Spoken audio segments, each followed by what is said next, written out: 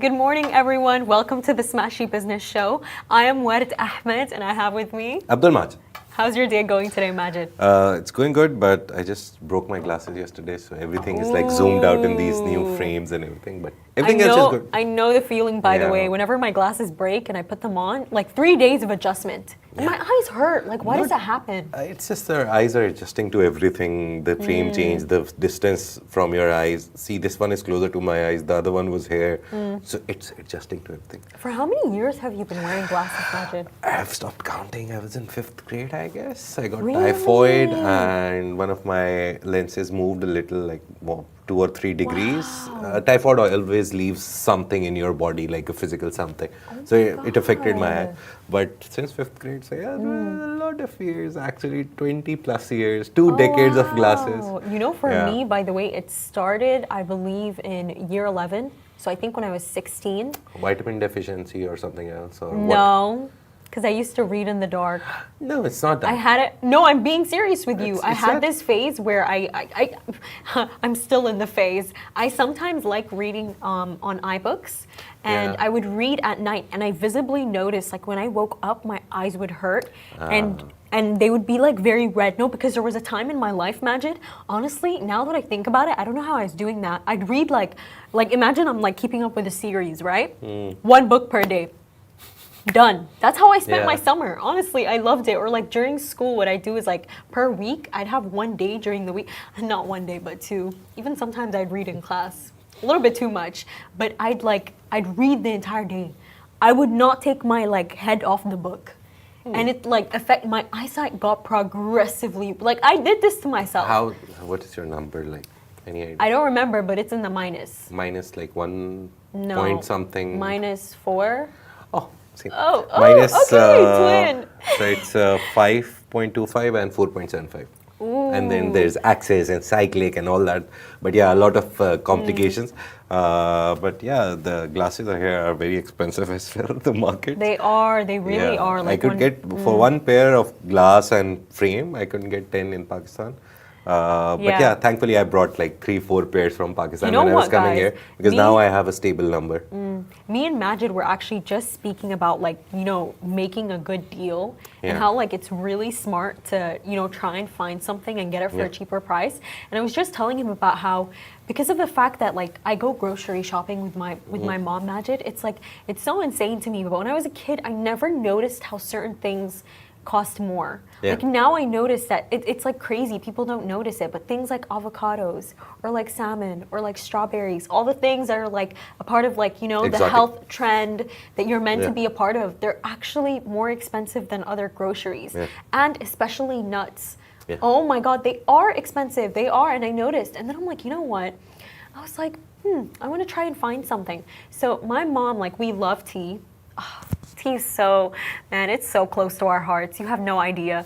Like I have a specific order of tea I always take. Red tea with mint and hale Nice. and cloves. It's very specific, and if it's not done that way, by the way, I will not drink it. I'm just like that. And my mom, she goes to the shop in Karama to basically get a bunch of hale in like a very big bag, and she gets it for just like 5 dirhams. So one day I was like, you know what, by any chance do they sell nuts? Majid, I went in, and I just started picking stuff out. They had everything. They had pecans, macadamia, hazelnuts, pistachios, pistachios without the shell, with the shell, With the whatever. shell, I yeah. wish Salted, I remembered the unsalted. store. I promise, guys, I'll tell you the story tomorrow. But they had everything. And you know, I filled the bag. It was this big. It was this big. Imagine, guess how much it cost? Then hardly 12, 15, 10 20. dirhams. Yeah. No, but it wasn't just this big. It was actually a lot of kgs. Yeah. I was so shocked. I was like, what? Obviously. There's what I've realized is the prices that are different here, because I usually buy it from Carrefour, Bayara, the brand Yeah. that's everywhere here. I don't know if it's a local brand. We should find out and do a story about it, that if it is a local brand. But Bayara has a good price on all I prefer cashews, almonds and all that stuff. They're very common in Pakistan. I guess the ones that you said, macadamia and all these, Ooh. they're common in your It area. is a local homegrown brand. Yeah, Nice. So- it's based here. Yeah, so all this stuff, usually there's always a deal on one of the nuts, Yeah. deal of the week and everything. So I usually buy the deal of the week because I can then take them, and next time there will be a deal on pistachios, so I'll buy pistachio. So I mix and match. But I get the point because once I went to, there's this shop, Al Adil Trading. We did a Dreamer series on the whole video on the owner as well. And what I realized, the cost of bringing that stuff, because they're not homegrown, they're not grown in the UAE, all the nuts, because the weather is not favorable. So the cost of bringing them into the UAE and all that stuff, the operational cost, apart from the nuts cost, there's like hundreds of other costs, which Adil Trading has lesser. What kind of additional costs? It's basically transporting all that stuff, packaging, then containers, then bringing them here, keeping them in a good environment so they don't get soggy and old. So all that stuff makes up for the extra cost that you pay for the same nut. And you know, for this very reason, Majid, I can never judge the people who aren't so healthy.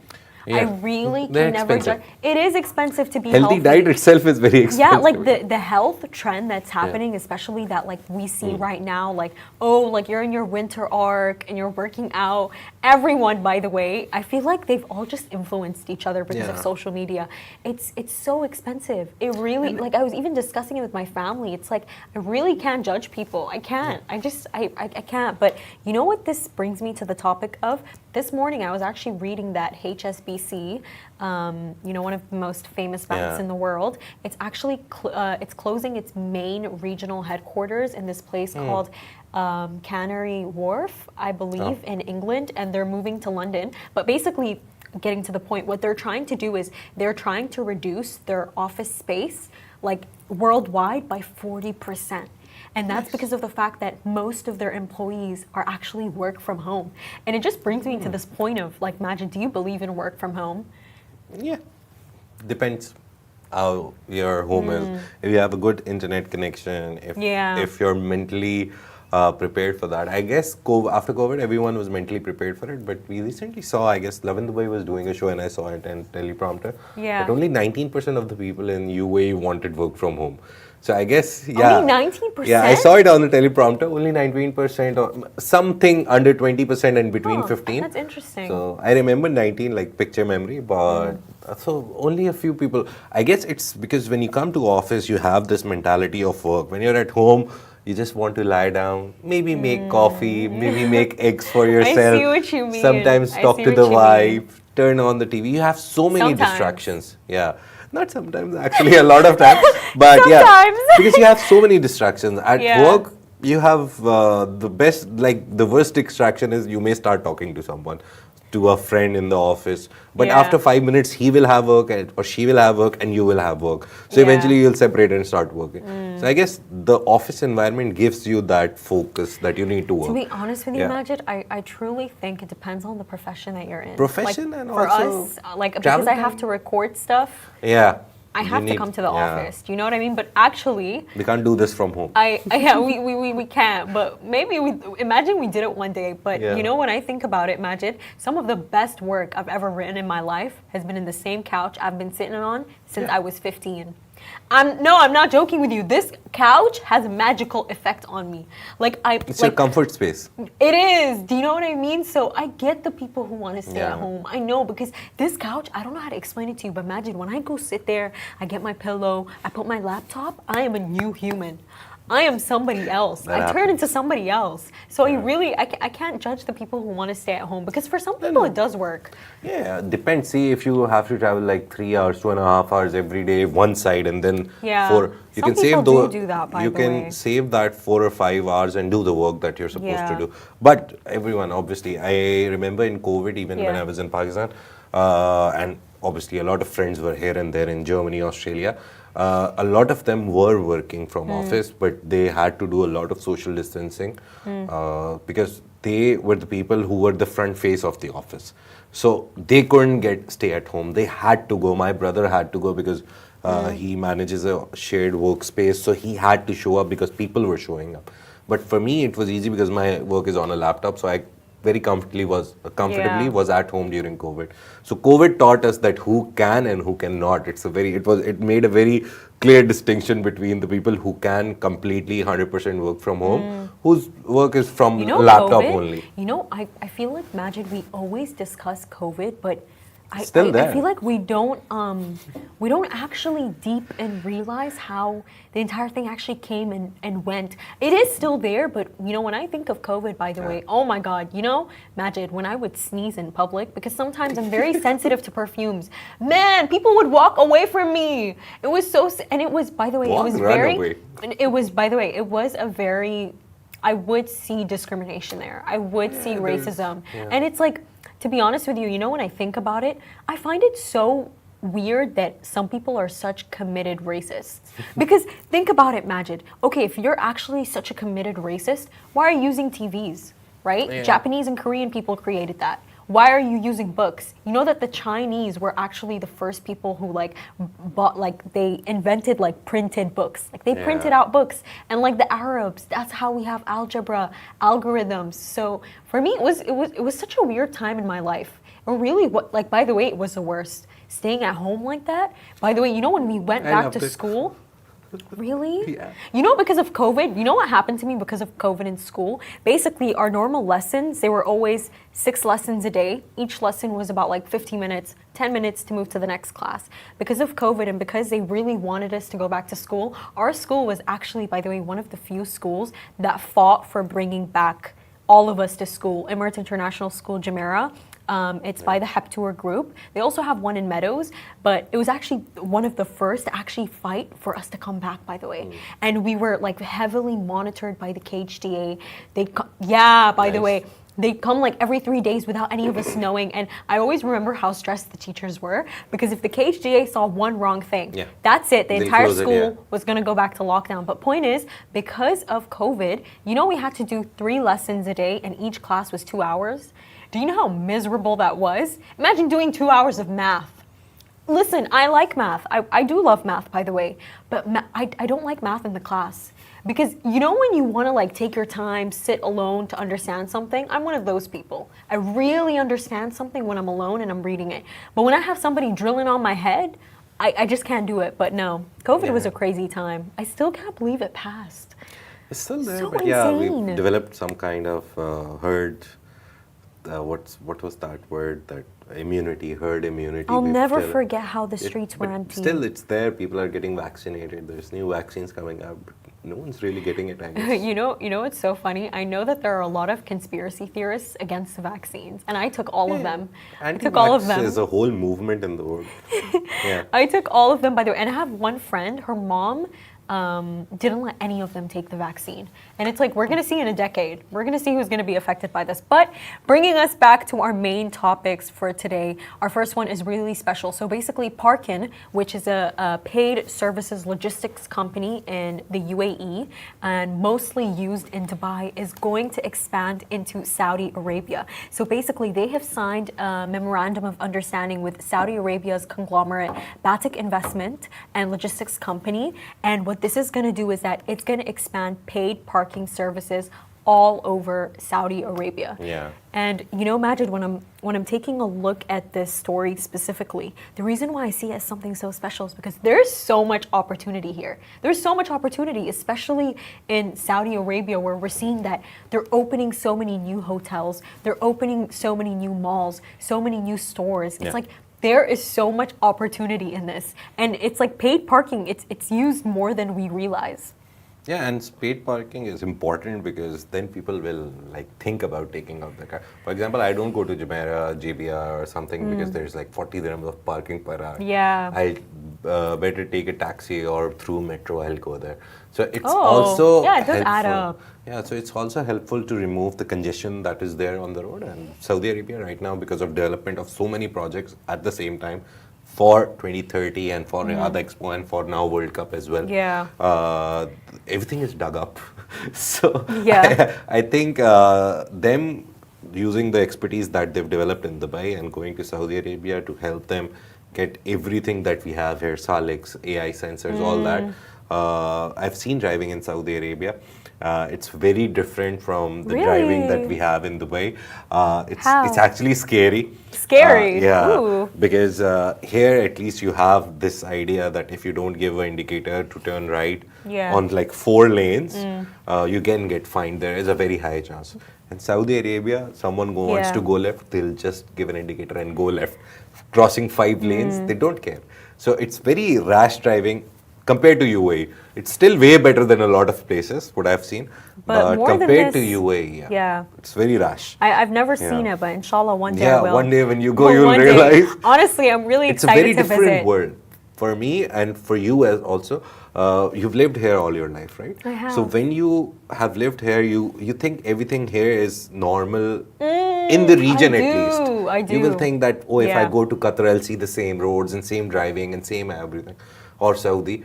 But when you go there, it's a completely Yeah, for different sure, environment. they're all different. I expect that, but Yeah. you know, Majid, when I'm taking a look at the story, much more than that, there is nothing that I love more to see than two powerhouses coming Yeah. together and working together. Yeah. You know, this is such a great sign that there are such beautiful relations between Saudi Arabia And and Dubai. Dubai, And we've even UAE. seen it in, you know, when the bid for the World Cup came out for Saudi Arabia, we saw how all the royals in the Yeah. UAE actually congratulated them. So this Our is president congratulated Yeah. them, the way ruler. The main thing is the competition is there. They know. And it's very cutthroat, course. to be honest. But the only thing good about it is that in the process, both of them are growing. Exactly. That's what I like Kind of about like the it. arms race. Yeah, they don't want to like step back and say, oh no, they've done this, we can't match it. They're like, no, how do we match it? That is the first question that comes to I my mind. completely Oh, agree they've done with this? you. Okay, how can we match Yeah. this? And go beyond this. So they set a new standard, then UAE sets a new standard. The good thing is that, yes, again, agreeing to your point, two good companies, again, and two companies from two powerhouses of the region coming Yeah. together and trying to work together on projects. It's great, to be honest. It is, of course Yeah. it is. And for our second topic for today, Egyptian fintech giant MNT-Halan, which is Egypt's first unicorn, has just launched in the UAE as part of its regional expansion. So its first offering in the UAE, Halan Advance, will provide fast, secure, salary-based financing. And what the company is trying to do is that it's trying to address financial inclusion and support undeserved communities and businesses in the Yeah. UAE. So much more than that, other than, you know, seeing that, you know, Egyptian finances and their companies are becoming really strong with its first unicorn. It is its first unicorn, by the Yeah. way, expanding into the UAE, but also with such a beautiful, profound purpose. I think there's nothing better than that.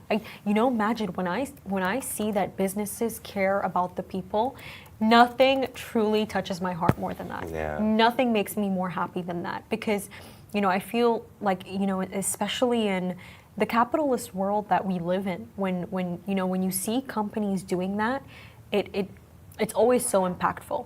Yeah, and about MNT-Halan, the interesting thing that I liked was they call themselves, MNT-Halan was created to digitally bank the unbanked.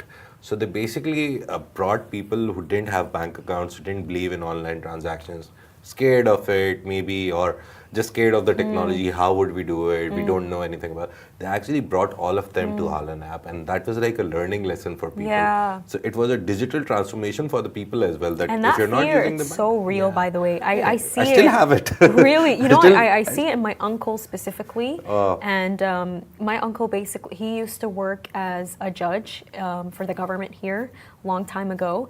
And I see it and I imagine he is so scared of spending money. But in the sense of like Online? investing, not online. Yeah, even with online procedures. You know, I was ordering from Noon, I remember, and he saw, like, he noticed, okay, I stopped with my phase. I don't order a lot from Noon anymore. I think the minutes thing kind of, I don't know, it racked up my brain. But point is, me and my sister would order from Noon minutes every single day. To the point that we do it at different times. And our parents would be like, so whose order is whose? And the point is my uncle noticed and he's like, ooh, like I want to order from Noon. And I was like, okay, put your card in.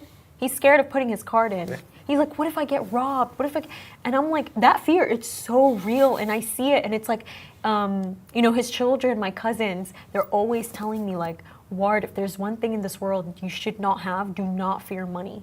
Money will come and go, and it will come back and it will compound. Do not fear it. Do not fear losing it, because you will gain in surplus. Don't worry about it, because they see their dad. So that fear that you're talking about, honestly, especially Halan, like recognizing that in the region, Yeah. because Arabs are very paranoid. They're sometimes very It's paranoid. not them. It's just generally human beings. Whenever there's something new, there's a change or there's a new technology. Yeah. You remember internet came, everyone was like, You "Oh, said what you're is still. this?" Yeah. I never use my phone to add any card. What? I Really? don't have any card on So my you phone. pay by cash. Cash or like the physical card that the bank has given me.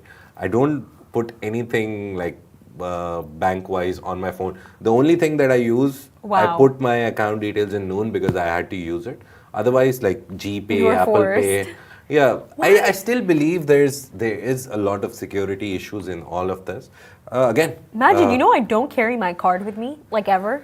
It's like Oh, yeah. sitting at home. Yeah, my wife also. I use Apple Pay all the time. my wife also. Okay, She never that's- uses. But GPay, I think Android devices, Apple wins in this case. They have a very closed system. Thank you. So security You wise, heard they're him. better. Apple is better. See, I will never defend my Android to the end of Yeah. the world. You would because Apple. But Apple has a better security because it's a closed system. Android, it's an open system. Yesterday, the quantum chip that Google has created, that also increased my fears because apparently its computing power, I was reading, will take all the cybersecurity measures away, whatever we have right now. It will change the field of cybersecurity because it's so fast. It can break anything. It can break any code. It can I got break any system. goosebumps. So yeah, so that chip, if it goes into the wrong hands, so it won't. Obviously, it's a prototype. They'll develop more of it. But if someone can buy it Yeah. and crack anything, they can literally hack the world right now. So yeah, that kind of thing. When you read a lot about technology, it scares you because the computing power of everything is increasing day by day. I remember the first phone I bought. Funnily, it only had how many MBs? 32 MBs of space. Now it's crazy. Yeah, Over imagine now 100. every phone has at least and I 128, find 256. and I find what I have not enough. By the way, like my storage is not fitting. I need more. Imagine. Wait, let me see 32 how many MB was photos I enough. have. Honestly, let me see how many photos I have and what I'm complaining about. 15,000. 15,000. No wonder why my phone is so stuffed. But just like on the topic of like technology and technology being so scary. So right now what we're seeing is that because, Donald Trump was elected and soon he is going to be the president of the USA, a lot of the tech giants are, they're Giving trying money. to exactly $1 million, bribe him. $1 million to be exact, and they're trying to ease their relationships with Donald Trump because, like for example, Jeff Bezos, Amazon. He actually owns the Washington Post, and the Washington Post, when I believe Trump was almost shot, they had a very negative. They had And a very also, negative media this year picture around, of him. they didn't take any sides on which side they're on. That's great. Usually they do. But That's this year, like, he we're made not them taking aware. sides. That means, you know Yeah. what this tells me? That means that Bezos was very aware that Trump was going to win. But we're seeing that, all of them, like even they're actually going to visit Trump in Palm Beach, the CEO of TikTok. We also have Mark Zuckerberg.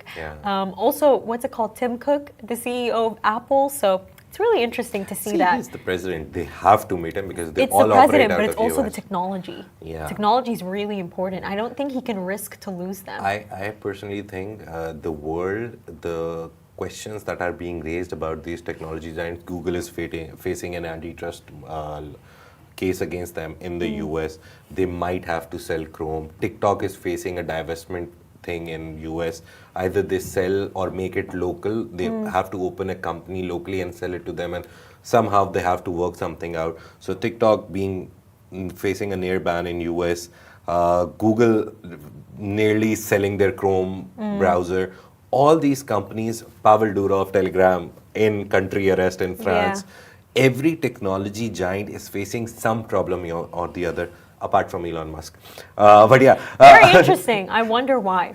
And recently, I just saw OpenAI has a case against them by Meta. It was started by Elon Musk, but Meta's Zuckerberg, they have joined. They're never going to go down, though. No, they're not going down. OpenAI wants to become a for-profit from a non-profit. So they want to earn profit now. So they're going to monetize ChatGPT. yeah. So Musk and Zuckerberg, they it's don't already want that to monetized. happen. I don't know why. I mean, it's already monetized because for No, you to it get is advanced monetized. ChatGPT, But right you need now, to the pay. company says that we are a non-profit. So they want to turn into a for-profit because the last round that they raised, the biggest in the history of rounds, 6 billion, are MGX, one part of G42, you remember? G42, Core 42, Yes. MGX also. They also participated in that round, and all the participants, there were reports that they wanted them to turn for profit. So the free version will be absolutely not available. Of course, they're gonna want them to Yeah. be for profit because You're using especially it for now, free. I'm using it for free. Right? everyone's using ChatGPT. So Everyone if they will turn pay. it for profit, and all these AI companies, the fact that they're also using ChatGPT, it's gonna be profitable for everyone. But just back to our final topic for today, Microsoft has recorded very high revenues for this year. So the Microsoft UAE General Manager, Naeem Yazbek, highlighted that the company had an insane amount of AI initiatives this year, starting with one of their key milestones. They had this investment deal with G42 that was worth $1.5 billion, and it was to establish tech centers for Microsoft in Abu Dhabi, and it's to actually also train 1 million individuals in AI. And partnerships with UAE leadership and global entities like MGX and BlackRock have really positioned the UAE as an AI innovation hub from what we're seeing. Majid is always telling me, like, if BlackRock is coming here, everyone's coming here. But Microsoft in this case was already here, and to work with G42 out of everyone, it's confirming their very strong private presence. And by the way, I truly do think, I predict it, G42, it's going to work with more tech giants. Yeah, they already are. There was this one news that I did like one and a half month ago. The biggest data center operators in the UAE, they were a private company. Now G42 owns them. Yeah. So literally anything or everything that is related to AI and is in the UAE is being either owned by G42 or backed by G42, or there is some connection to G42. Good sign, good thing that one central company will have everything, every kind of control over AI. So it will be easy to regulate and make a policy. And since it's owned by Sheikh Tanoon, he is the defense minister, he is part of the Emirati royals, he's part of the government. So it will be a very clear government policy that will regulate everything AI in the UAE. So that's a very good sign. It is a very good sign. And so 1.5 billion that you said, that's one. There's another thing which I forgot to add in the newsletter and just clicked. They're opening 2 data centers in Abu Dhabi, G42, with Microsoft. So Microsoft's 2 data centers will be in Abu Dhabi. And BlackRock is opening their regional headquarters soon too. All of them are coming together all at once. But I was just telling Majid this before the show. I've actually personally previously met the COO, the Chief Operating Officer of Microsoft, Maytha Suwaidi, and she's the COO for the UAE's Microsoft. And this woman is truly, truly so humble. Honestly, if you sat beside her, you'd never know that. By the way, I did not even know, and I remember when my best friend told me, I still could not believe it because she was so humble and she was really sweet. And you know what I noticed, Majid? How people actually get into tech careers. I've really noticed this trend, by the way. They first work for a consultancy company. It's like you may have a degree that has nothing to do with tech whatsoever, but if you manage to get into McKinsey, Deloitte, PwC, JP Morgan, what actually happens is right after that they go take on tech roles. That's really I've seen it, because basically what I've learned is that when you're somebody who works in consultancy, I have a really close friend of mine. She worked for BCG, and she said that when you work for, and she only worked there for 2 years, she said that they teach you absolutely everything. Yeah. It's such a high intense environment, but they teach you absolutely everything to the point that you can venture into whatever industry that you want to get into. It's like the marketing and PR agencies. So when you start a career, it's said that always go to a marketing and PR agency, see the agency life, because they'll teach you everything. They'll make you work 100 hours a week. You won't have a life. But after 4 or 5 years, after getting so many clients and working with so many clients, then you will go to the client side. Some client may pick you from an agency. Oh, I like this person, I'll hire them in-house. So it's a very nice way of like transitioning from the agency side to the client side.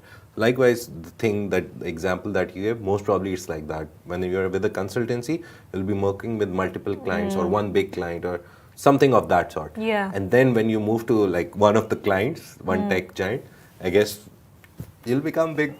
That's like the career path that I've seen a lot here. So I guess it's a good career path, good lesson into how to build a career path. It really is. here. And just on like a last note for the show today, I just wanted to tell you this saying that my mom gave me, Majid, when I was just talking to her. I was telling her all my dreams and like what I want to happen, and she went like, you know what, like good on you. And she said this Arabic saying of من التحشقي أحشقي القمر ومن التركبي أركبي الجمل. Basically, when you love the moon, and when you climb a camel. Do you see what I mean? Do you see what she was saying? So always reach for the stars, basically, go for the highest amount of anything. And I always like to say this. I hate complainers, Majid. It's like, yes, it's okay to say like, okay, this didn't work out, but people who constantly complain, like, don't complain, more of speak of the good and try to like, try to envision a higher self for yourself, really. Like, honestly, by the way, Majid, it brings me goosebumps to imagine this. 2 years ago, this was not 2 years ago. This was this July. I don't know why it's such a long time ago to me, but basically when I used to work at Lush, I worked there for 1 year and 8 months. I did stay a while because I really loved it.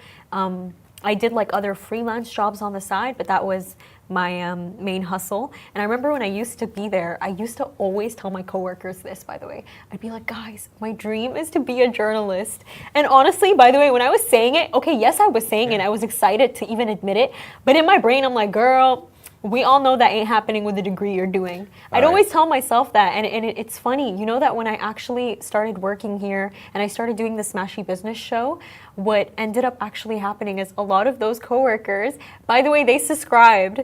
They subscribed to Smashi TV, and they're like, remember when you were saying this at work? So it's like when you speak of yourself and when you speak to the universe itself, always speak highly and always go for the highest thing. And eventually you'll get it. Yes. Manifestation. I never manifested a career in journalism, but here I don't think I manifested it. I just think it's more of it's a positive outlook, and if you have that positive outlook and you're anyways going after it, when the opportunity will actually come up, you'll see the potential in it. I don't remember who I was having. I think it was KSA I was having this conversation with, but it was like not everyone sees the potential in certain things. Yeah. Like an opportunity, by the way, could come to me and my sister. My sister would be like, no, immediately. But I always, by the way, that's my mantra, Majid. I never say no. Like, I'm not saying that I'm the most hardworking person in this planet. I'm just one of those people who, if you like tell me right now, Ward, here you go, I never say no.